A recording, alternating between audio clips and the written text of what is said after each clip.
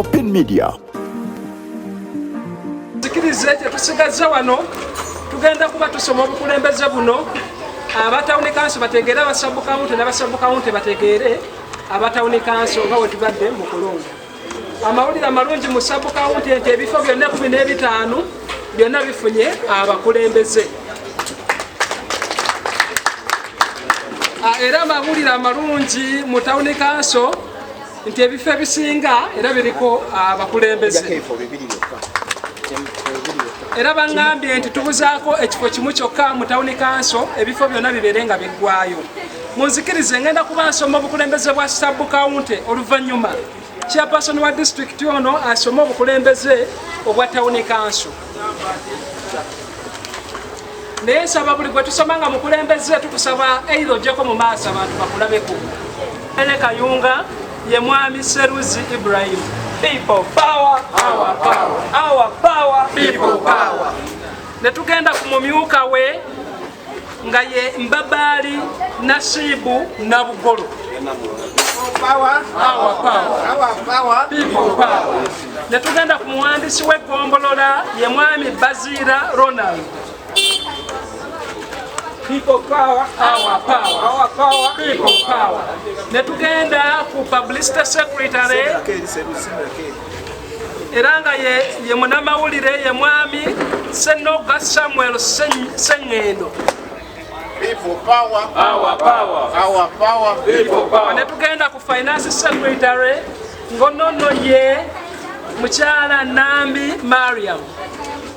People power, our power, our power, people power. Kunga Kayunga kunga. Kunga. Kunga Kayunga kunga. Kunga. Olwobudde katusabe weyongera eno netugenda kuwabavubuka omuwala onono ye mukyala Namutebi Prose. People power, our power, our power, People power. Avuga mu kisinde. People power. Netugenda kuwabavubuka omulenzi nga ye mwami Sematimba Musa. People power, Our power, our power. people power. Netugenda kuwabakyala onono ye Nava Lydia. People power, Our power. our power. Oba gayite institutions ye mwami Kafeero Yazid. people power, Our power, our power, people power. Netugenda kwatwala professionals onono tali masekati gaffe naye nga ekifo kino yakitutte ye mwami Ndidde Francis naye taliiwo. Netugenda kuwa baliko obulemu mu sabu kaunti y'e Kayunga ye mwami Nsereko Dennis. people power, Our power, people power. Netugenda oyo nno mulema wa mukono. Netugenda owabakadde ye mwami Kaggwa Jackson. People power, Our power, our power. people power. Tugende mass. Netugenda kuwa informal sector onono ye mwami Kasule Jime. Kulembeze abasabu kaunti y'e Kayunga abalondeddwa twagala obayozayoza n'okubategeeza nti obukulembeze buno bwa nakyewa era tubasaba okukola emirimu obulungi awatali kwekubira mu mbeera yonna. Tubasaba okutambuliramu n'amateeka ga Party ya National Unity Platform mu Gombola ly'e Kayunga. Tubasaba okubeera obumu era tubasaba okubeera nga muwuliziganya mu mbeera yonna yonna. Lwa Katonda n'ensi yange basaba mugenda kuba musayininga ku lisiti eno tekuli manya gammwe mugenda kuba mumpa sayinizi zammwe luno olupapula olugendo genda ku kitebe. Lwa Katonda n'ensi yange munzikirize mpite akulembedde ebyokulonda mu tawuni kanso y'e Kayunga atutwale mu maaso neyanza neyanza. Kulembeze ba Kayunga Town Council. Sentebe ye Katumba Godfrey. Amyuka Sentebe oba vice ye Kirumira Azam. people power, everywhere, NUP. Omuwandiisi oba general secretary ye Mukulu Katabalwa David.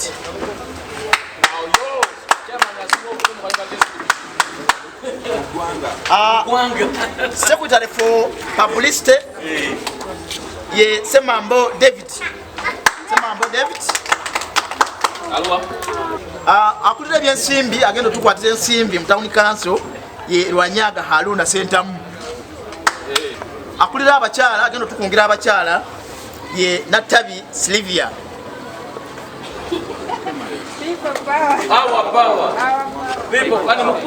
Ekyomukisa omubi nti agenda tumobilizingira aba institution tetusobodde kumufuna naye twewadde ebbanga nti tujja kumujjuza tujjuzeewo kati ono akulira ba professionals ye Sebi Burhan agenze Sebi Burhan aliwa tolaba akulira abantu abalina obukosefu ku mibiri gyabwe ye Kayuwa Lawrence. Informal sector alondeddwa ye Mulindwa Karim. People power, our power, people power. Agenda okutukulira mu sports and culture ye Wamutu Martini. People power, Our power, people power. Agenda okutukulira ku abazirwanako veteran, agenda okukunga aba veteran ye Semu Muwanga Makumbi. people power, our power, People power. everywhere. Agenda okukunga abavubuka ye Kiseka Ali Bashir.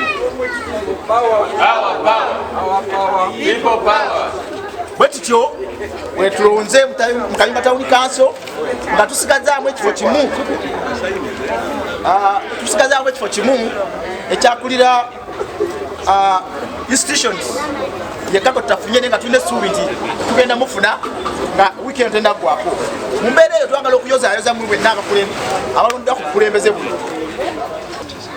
bannaye tukolerere obumu bw'ekibiina muwulira waabo tube n'obutakkanya ku bantu baffe eri naye bwe tuba twogera okuzimba nuupu tubeere ki musururu mmoja awo wensuubira tujja kutambuza tujja kufuna amaanyi okutwala obukulembeze bw'eggwanga lino eri bannaffe abatayiseemu si enkomerero tugambye nti osobola okuweereza nuupu nga tolina kifo kyonna ku bukulembeze executive naye osobola okuweereza nuupu mu ngeri ya mobilization, mu ngeri ya counseling ne mu ngeri ya politicking. Ate tukyalina okulonda before wansi eyo tukyalina okulonda ku miruka, tukyalina okulonda ku byalo, tujja kutuuka tulonde ne zone. Muwulira waawo so mbasaba mubeere iga nnyo okunyikiza nuupu n'okufulula NRM mu ggwanga muno. Wabula nsaba ababazi okulonda nga bapya nammwe abalondeddwa nga muli bapya wano tugenda mu struggle gye tugendamu ffe tuli mu NRM ogenda n'osuubirayo okunyugayo n'ettaano n'omutwalo wano tujja etatulumba bato ng'okuleseza busente bubwo nga n'enjala ekulumye nejejawaka nga kikoze eki so tubasaba abapya bendabye olunaku olwaleero tubaaniriza ate mutuleetere n'abapya baki abalala ate n'abasobola waliwo ebifo ebyetaaga okwesimbako ku kitundu naffe twagala ba NUP mubeerenga buli kifo ekyesimbwako mwe mukola ki bamwe kirimu Mukama Katonda abeere namwe nga bwe muzze twagala okulabanga Kayunga Sub County ne Town Council buli ward oba omuluka wabeereyo kansala akola ki avaayo era wangule twagala okulabanga ku buli kyalo olina omuntu gw'otuukako ng'abantu bonna bamumanyi nti wa NUP ng'ate mukulembeze kati ogwo omulimu gwammwe mwabafunye ebifo wano agafo mugakozese okugaziya NUP amaanyi gaayo wansi naye kigenda kutuluma nga mwabafunye kisentebe basentebe ng'ofunye obwa sentebe obw'eggombolola naye ng'ozeeyo n'otuula ne weebaka tutuuke mu kiseera ekyokwetaaga abantu nga tebaliiwo naye nga tugamba gye tuli leka tuwage naye ng'emirimu tuli kugikola practically. Era kibakakatako mwe abagabye obuvunaanyizibwa okubulondoola babana abakulembeze baffe ffe tubeerondedde era ffe tulina okubatunuulira okukakasa nti bye tubalonze okukola bebakola ki bakola. Abalondeddwa nyongera kubagamba nti kkiriza nti olondeddwa obuvunaanyizibwa obukola bwamu omuwendo oledde obadde nagwo naye olina gwoyongeddwako. Omuwendo gwoyongeddwako ereme kubeera ekkowe erikulowooza nti ofunye akatale akalungi abantu okukugula. Abajjukira gye twali emabega wano tulina bannaffe abalina obuvunaanyizibwa obw'enjawulo era obw'amaanyi nga tulaba bannaffe nnyo olwaleero boogera ludikya.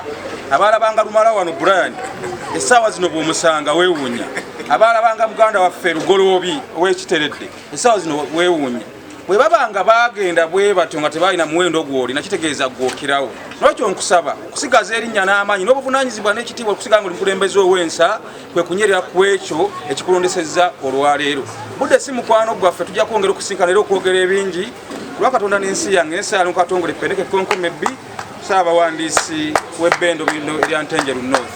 Nti ebbanga ddene tuyayaanira abantu abasobola otukumaakuma mu mbeera gye tulimu paka we tulituuka ku bukulembeze ffenna bwe tusuubira obw'ensi ensuubize era bulijjo ekyo tukiyaayaanira.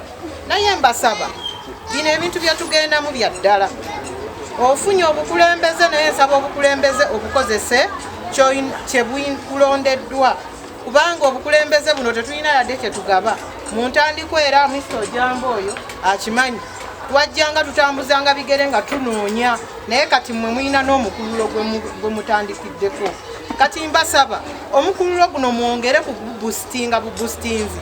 Nze Namulondo mbeera eri nga ndaba Kayunga Town Council ne sub county as it is the heart of the revolution ng'ebuuminga n'ebirala byonna bigende nga byeyongereza okwo. Nga nsakwira abavubuka abawala ku disitulikiti neyanziza nnyo mwebale kutwegattako nakutwala NUP mu maaso paka nga Kyagulanyi agenze mu ntebe. Mbasaba tukolere wamu tukwatagane tulabe nga tujja nakyemalira mu buyinza tubweddize nga abalwanyi ba people power ekisinde kyetwasookeramu paka ne kirimu NUP. Toyanziza bane mwebale twegattako abapya manyi tujja kudukanya ekibiina kyaffe nga n'okunoonya obuwagizi bwa National Unity Platform. Kyembagamba kyekiki nti abantu abasinga bonna ba informal sector mu mirimu egikolebwa njagala tubagewo omumuli bwe tugenda okutambulira atufuna zi meetings ez'enjawulo nganze atwala constituency eno nina enteekateeka mwe tugenda ng'okutuulira tusale entoto tulabe butya bwe tugenda okutuuka ku bantu abo abakola emirimu egy'enjawulo kubanga tulina okusomozebwa kunene nti naddala abo banneekolera gyange babawamba babagula oli ajja ku mulimu gwo weegulira akaboodabodako n'akulimba mbu kati gavumenti egenda kuwa siteegi yammwe boodabooda ya welfare n'etubbako abantu baffe. Njagala mumpulirize nnyo nga nkubye omulanga ogubayita okugenda okugumya abantu baffe abo n'okubanyweza. Tusitukire wamu tutambule constituency yaffe NUP ku ntikko. People power.